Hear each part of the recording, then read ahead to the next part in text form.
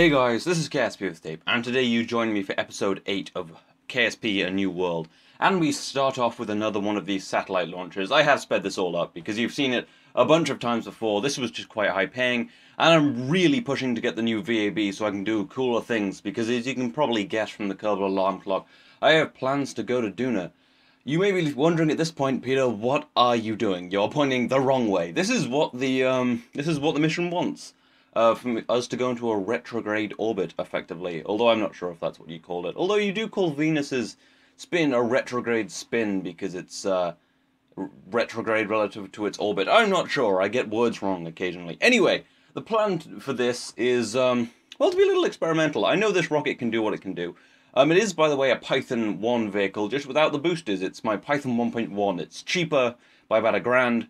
And it's just a little less powerful. But yeah, this is something I rarely do. I'm going to attempt to do this with basically just the minimal amount of burns.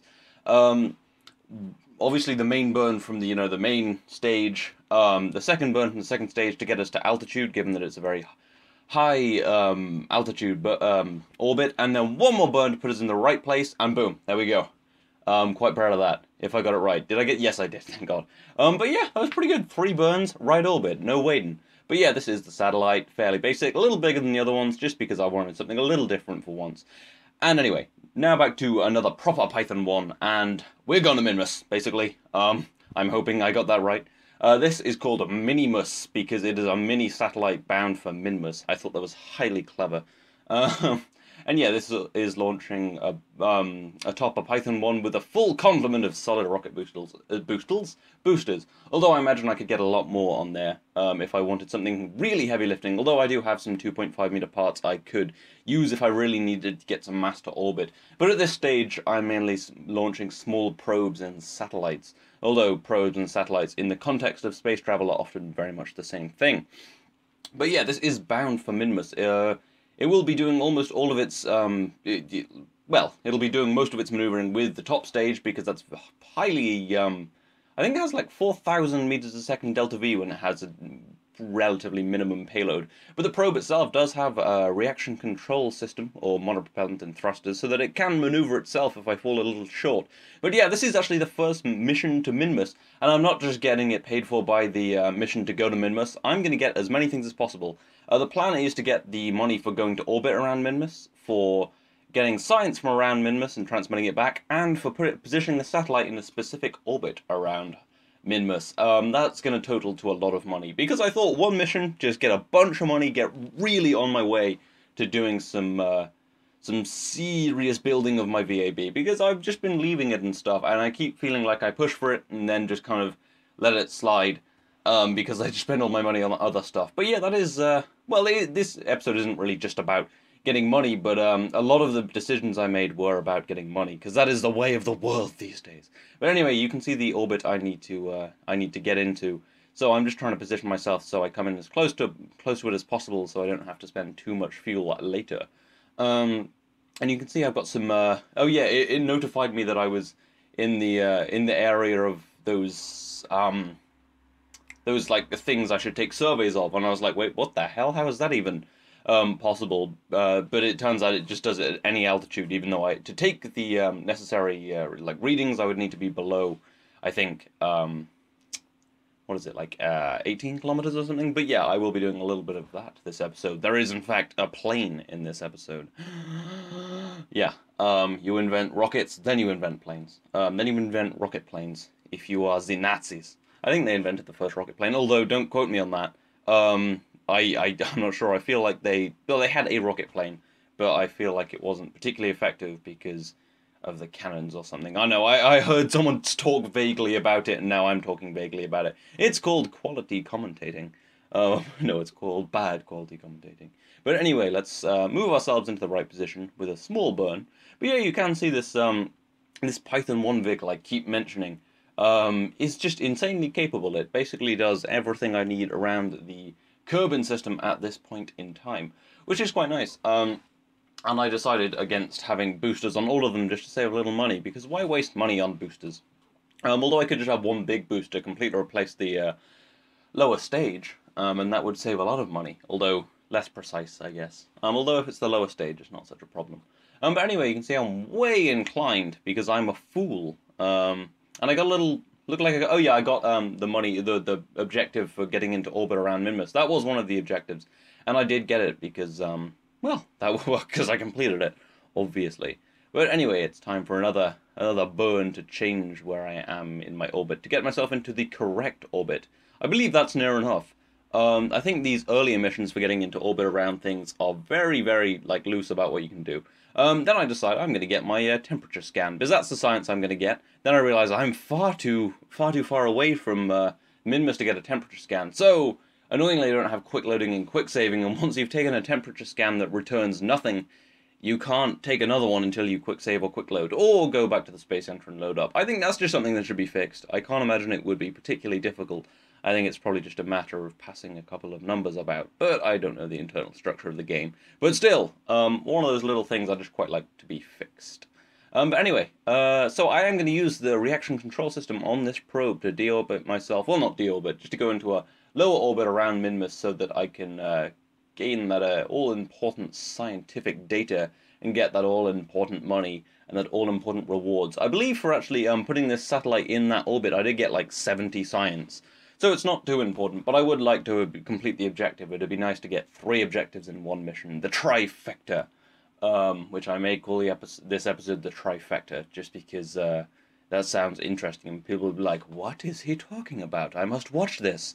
And then they'll watch it, and then I will become PewDiePie. No, that'd be terrible. Well, no, it wouldn't be terrible to be PewDiePie. I reckon that's pretty great. But still. Anyway, moving on. Let's transmit this data back. Oh, look, we're in 1x time accelerate for the first part of this, for the first time in this episode, because most of it was just fairly standard stuff you've seen before, and I don't want to make you watch all of that. But anyway, a little more science there as well. With that science, I unlocked some wheels, and yes, we are taking visual surveys of Kerbal, something I've been putting off for a long time, as I've felt that I need a plane to do it, or a plane to do it cost-effectively. So, I have built myself a plane. This is called the Mockingbird prototype, because it is, well, I don't know if it's much like a mockingbird, but I'm hoping that no one will shoot it down, because it is a sin to kill a mockingbird. Shoot all the blue jays you want, son, but do not kill a mockingbird, or whatever the exact line was. I've completely forgotten. That's a good book. Yeah, To Kill a Mockingbird's a pretty good book, but it's pretty undebatable. But anyway, this is heading out to 3 locations to get all the science we need. Jebediah Kerman is at the helm because he felt he was a little bored of rockets. He wanted to take his plane for a spin, much as many astronauts do, because a lot of them are fighter pilots. But yeah, I mean, you may have noticed it does have a parachute on it, because this is, I am using Ferrum Aerospace, and my history with Ferrum Aerospace is not a peaceful one. There's been it's been a very peaceful, because there's been lots of pieces of aircraft and space shuttles strewn around bits of Kerbal. Sometimes nowhere near the runway. Just yeah, I mean, if you look at my Solar Civilization save, it is pretty strewn with space shuttle debris. Solar Civilization, that was a good series. But this will be better because there is money and lathe.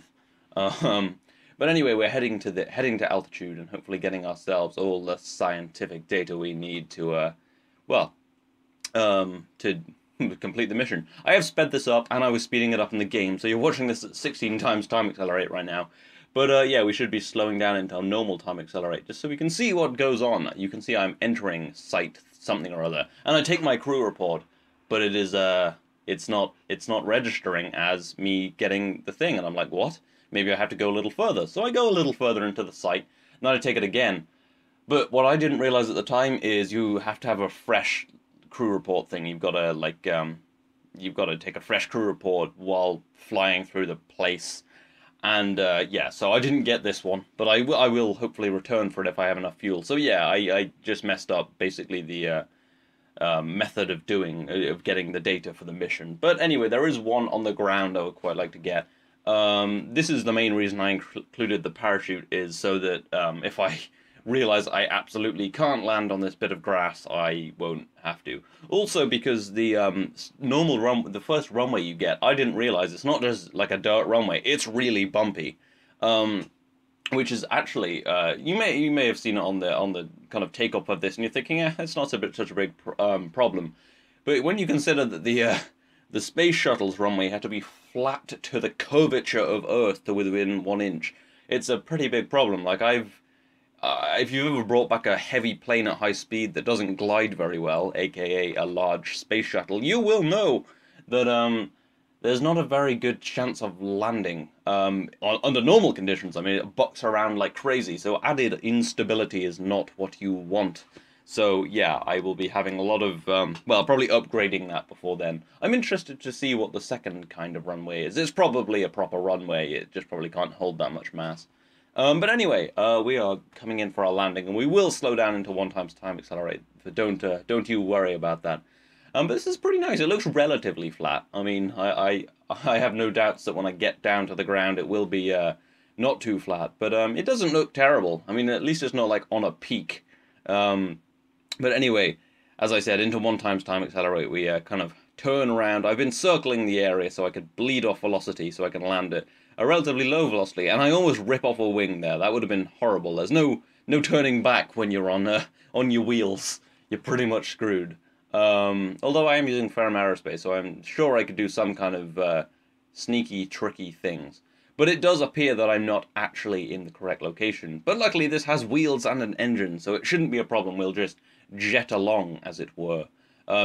Just along the ground to go to our proper location and take an EVA report, as the mission says. And you can see there is a third location, which I will fly to, and then I'll probably get the one I didn't manage to get on the way back. That's my plan. And then hopefully land nicely at the KSC, because, well, it wouldn't matter. I mean, I could do all of them land somewhere random and then just recover the aircraft, but, well, first off, that wouldn't give me that much money back, because, I mean, they do have to go and fetch it, but still. I just like going back to the runway. It gives me a sense of completion. And now I am entering the sector 8P28, was that, or 8P2B? Well, it's one of them, and it's time to, well, I'm going to put the wheels down, because I don't have any ladder on this, because it was a bit of an oversight, and I'm thinking I could probably get back in like this, and if not, I mean, I can just recover Jeb and stuff.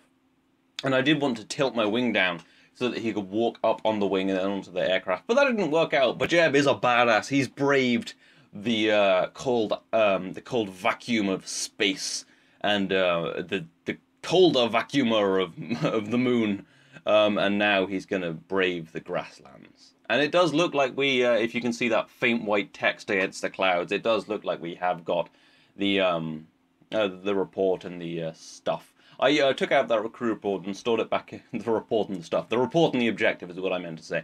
Anyway, I took the crew report out of the capsule and put it back in, because then you can take another crew report. Yeah, the top tip. Anyway, I'm trying to jump back on this wing, and Jeb's having none of it. He's like, I'm not doing that. Then I think, I could probably jump up to that ladder.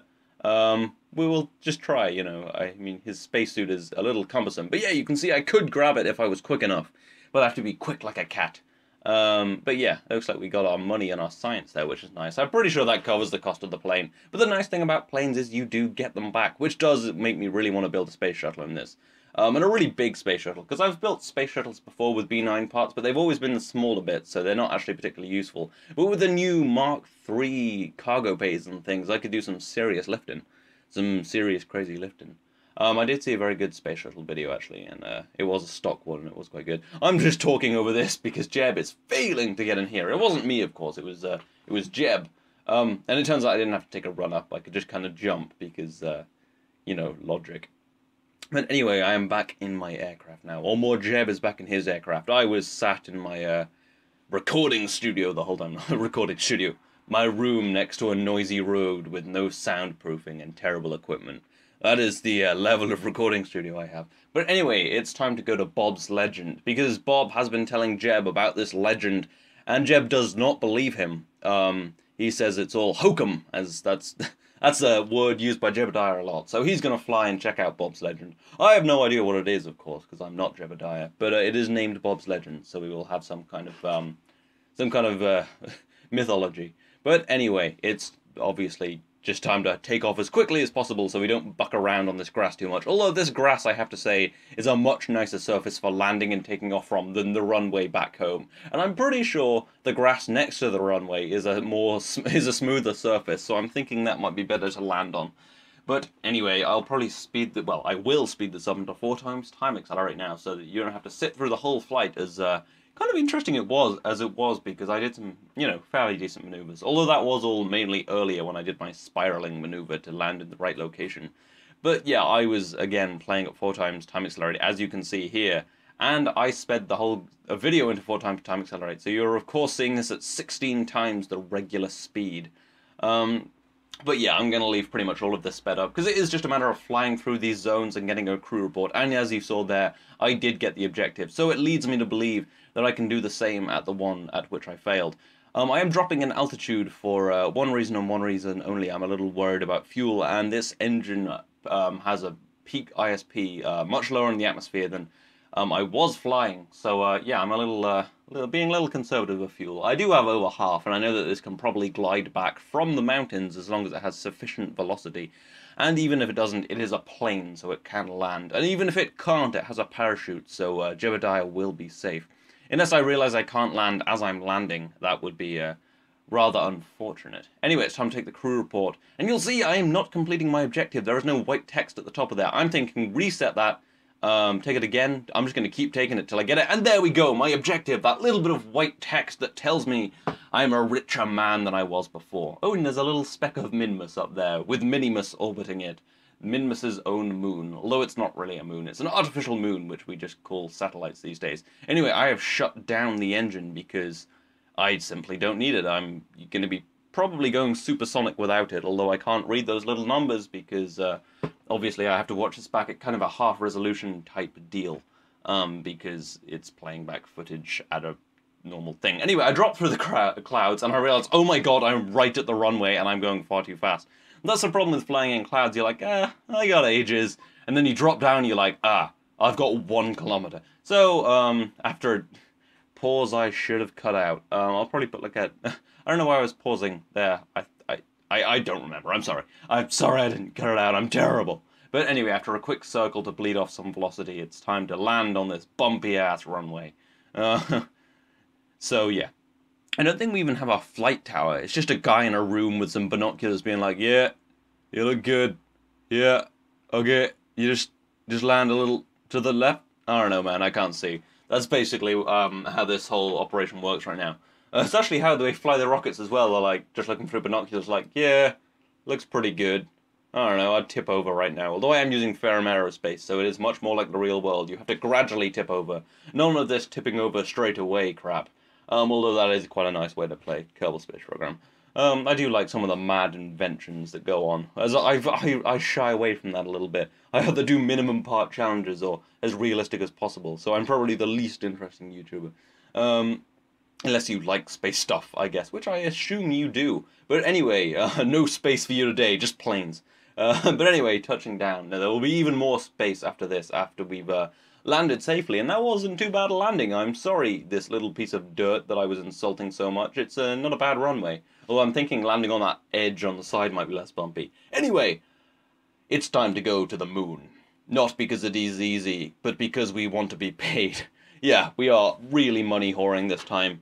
Yeah. And I am tipping over properly. You'll notice this is actually a decent ascent trajectory this time, because usually I'm tipping over way too late, because Ferrum really limits me, because I don't put wings on this, because I am limited to parts. But anyway, we are being paid once again to put a satellite into orbit around the moon, and this is a very high-paying mission, because it's an odd orbit, and it should get me all the money I need to buy a new vehicle assembly building. The thing I have been craving for the last 8 episodes will finally be mine! It is my birthright. Anyway, after that weird, I don't know what that was, I'm sorry. But anyway, yeah, it's just another one of my small satellites, because they're really easy to deploy from Python 1s, and the Python 1 can take this pretty much anywhere. I'm pretty sure I could get this out to Duna. Actually, I probably could just send this out to Duna. I'm probably going to send this out to Duna, because, you know, VABs are expensive. But anyway, it looks like I'm getting myself into a decent-ish orbit, just burn north later, and everything will be grand. But it is an orbit we must take to get into the correct position to take our burn. You may notice I actually planned this once. Usually for my moon things, I just burn at the moon because I know how to get there. But this has to be a specific orbit, so I thought planning was probably best.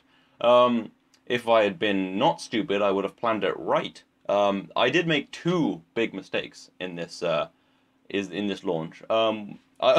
Three big. I accidentally selected the thing on the surface of the moon, not just focusing on the moon in the map view. But yeah, it will require a burn north now. It looks like that would be very expensive Delta VE. But apparently, fuck that. Oh yeah, at this point I was a little tired, so I was like, you know what, I'm not going to plan it, I'm just going to do it. Because I know I have enough fuel, and, you know, this is just, it's fine. I have tons of fuel, I'm just going to do all my burns at the moon, even though it's less efficient. I make them all not great. You may notice, if you can see those dots quite well, they're not going the same way as my spacecraft's going. Now, often when people tell you to put stuff in a specific orbit, they like it to be going the right way. So that was the first big mistake I made. But I have a lot of fuel. I can probably correct that. I'm very far away from the moon. I have time and all the fuel in the world. But yeah, it looks like I'm in a pretty good orbit. I'm thinking, why am I getting my damn money? And then I realize, oh, I'm off by 180 degrees-ish. I've made this twice in this mistake twice in the last month. Once on my 4 parts to Gilly thing, where I came into Eve the wrong way. And now, again, I'm trying to figure out how much delta V it is, but the maneuver node is not good for changing orbits because it's just... But anyway, it's actually just a quick burn, and I have tons of fuel, and that's fine. So now it's just a few corrections, and I should be ship shape and Bristol fashion in the right orbit and things, but it doesn't look like I'm getting it. Now, I spent a while trying to figure this out, trying to get myself in the perfect orbit, then I realized this actually called for a different kind of satellite. This wanted a mystery goo unit on the satellite. I almost put that on there for show. Turns out it was a caveat of the mission. So yeah, I did not get this money. But I will be doing this mission again at the start of next episode, probably, and getting the money for a new VAB, which I have craved for 8 episodes now. But anyway, I hope you've enjoyed this. This has been KSP with Tape. I will see you next time.